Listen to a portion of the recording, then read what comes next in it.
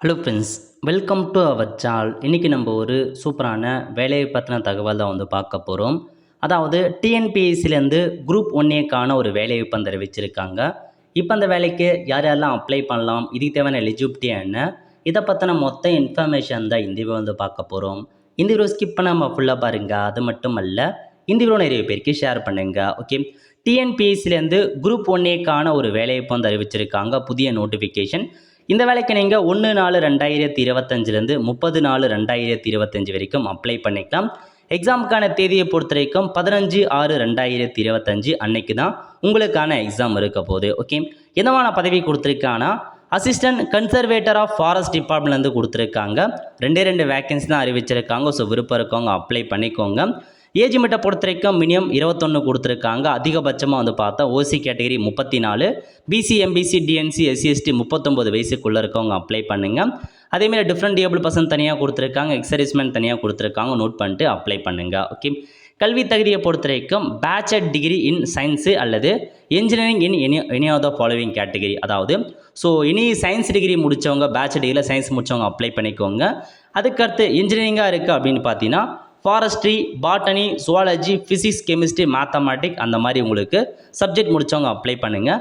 Statistics முடித்தவங்க, geology முடித்தவங்க, agriculture, horticulture, இன்ஜினியரில் வந்து பார்த்தா அக்ரிகல்ச்சர், சிவில், மெக்கானிக்லாம் முடித்தவங்க அப்ளை பண்ணலாம். கம்ப்யூட்டர் அப்ளிகேஷன் இந்த மாதிரி நிறையா கேட்டிருக்காங்க. இந்த கல்வி தகுதி இருக்கவங்க அப்ளை பண்ணுங்கள். ஸோ இதான் உங்களுக்கான கல்வி தகுதி. நல்ல ஒரு ஆப்பர்ச்சுனிட்டி, அப்ளை பண்ண பாருங்கள். நெக்ஸ்ட்டு மெடிக்கல் ஸ்டாண்டர்ட் பற்றி கேட்டிருக்காங்க பாருங்கள். அதாவது மெடிக்கல் ஸ்டாண்டர்ட் கண்டிப்பாக அவசியமானது. ஸோ ஆண்களாக இருக்கீங்க அப்படின்னு பார்த்தீங்கன்னா 163 சென்டிமீட்டர் ஹைட் இருக்கணும். பெண்களாக இருக்குன்னா 150 சென்டிமீட்டர் ஹைட் இருக்கணும். செஸ்ட்டை பொறுத்த வரைக்கும் மேலுக்கு 84 கேட்டிருக்காங்க. ஸோ ஃபீமேலுக்கு 79, எக்ஸ்பென்ஷனில் 5 2 பேருக்குமே கொடுத்துருக்காங்க. ஸோ அதுக்கப்புறம் ஒரு சில பேருக்கு ரிலாக்ஸேஷன்ஸ் கொடுத்துருக்காங்க பாருங்கள். ஸோ இந்த இடத்துலலாம் இருக்கீங்க அப்படின்னா உங்களுக்கு ஹைட்டில் வந்து ரிலாக்ஸேஷன்ஸ் கொடுத்துருக்காங்க. எஸ்டி இந்த மாதிரி அசாமீஸ், பியூட்டன்ஸ் அந்த மாதிரி இருக்கவங்களுக்கு ரிலாக்ஸேஷன் ஹைட் வந்து ப்ரொவைட் பண்ணியிருக்காங்க. ஓகே, அதுக்கடுத்து அப்படியே கீழே வந்தீங்க அப்படின்னா exam pattern. So prelim examination முதல்ல உங்களுக்கு ப்ரிலிம் எக்ஸாம் வைக்கிறாங்க. ப்ரிலிம் எக்ஸாமினேஷனை பொறுத்த வரைக்கும் ஜென்ரல் ஸ்டடீஸில் 175 கொஷினும், ஆப்டிடியூட் மற்றும் மென்டல் எபிலிட்டி டெஸ்ட்டில் 25 கொஷின், மொத்தமாக 200 மதிப்பெண்களுக்கு எக்ஸாம் இருக்க போது. 200 கொஷின் 300 மதிப்பெண் எக்ஸாம் இருக்க போது. நெக்ஸ்ட் மெயின் எக்ஸாம் கொடுத்துருக்காங்க. மெயின் எக்ஸாமினேஷன் பொறுத்த வரைக்கும் paper 1 Tamil eligibility test, paper 2 பொறுத்த வரைக்கும் general studies 1, general studies 2, general studies 3 அந்த மாதிரி 4 பேப்பர் வைக்கிறாங்க. அதுக்கப்புறம் இன்டர்வியூ வைக்கிறாங்க.